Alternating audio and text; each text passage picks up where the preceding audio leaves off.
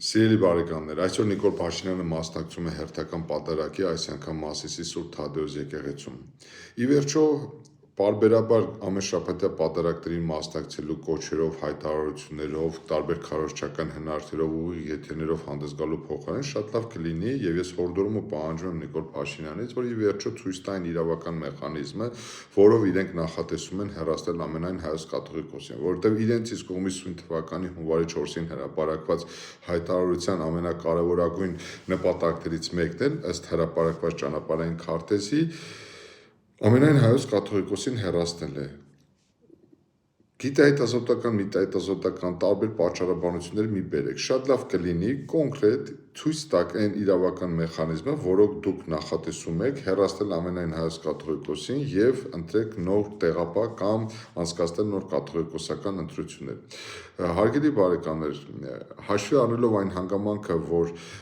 սույն թվականի հունվարի 4-ին հրապարակվել է այդ հայտարարությունը հայաստանյաց առաքելական Սուրբ Եկեղեցու բարենորոգման մասին, որը ստորագրվել է Նիկոլ Փաշինյանի եւ մի քանի բարձրաստիճան հոգեվորականների կողմից, ես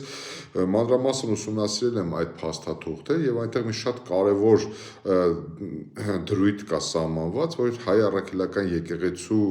բարենորոգումները միտված են նաև կասեցնելու, արգելափակելու, օտար շահերին ծառայեցնելու հակականոնական գործընթացը ներկայումս ընթացող մեր եկեղեցում։ Ես մանրամասն ուսումնասիրել եմ մեր եկեղեցու պատմությունը, ով քիչ թե շատ ծանոթ է մեր եկեղեցու պատմությանը, ով քիչ թե շատ ծանոթ է մեր եկեղեցու կառուցվածքին, սիրելի բարեկամներ, կխնդրեմ, որ դուք էլ հնարավորության սահմաններում ծանոթանաք միայն մեր հայ առաքելական եկեղեցու նվիրապետական աթոռների, մասնավորապես Մեծի տան Կիլիկիո կաթողիկոսության, Երուսաղեմի հայոց պատրիարքության եւ Կոստանդնուպոլսի հայոց պատրիարքության եւ ինչպես նաեւ ամբողջ աշխարհով սփռված բազմաթիվ թեմերի արկայությունը բավարար է հանգելու հետեւության, որ օբյեկտիվորեն ով է լինի կաթողիկոս, վաղը Նիկոլ Փաշինյանը հաջողվի հեռացնել կաթողիկոսին ու ասենք ամենայն հայոց կաթողիկոս նշանակի իր թիմակիցներից որևէ մեկին կամ որևէ երևելի վանականի, սիրելի բարեկամներ, օբյեկտիվորեն այնպիսին է մեր եկեղեցու կառուցվածքը, որ մեր եկեղեցու Հայաստանի Հանրապետության սահմաններից դուրս գտնվող թեմերը եւ նվիրապետական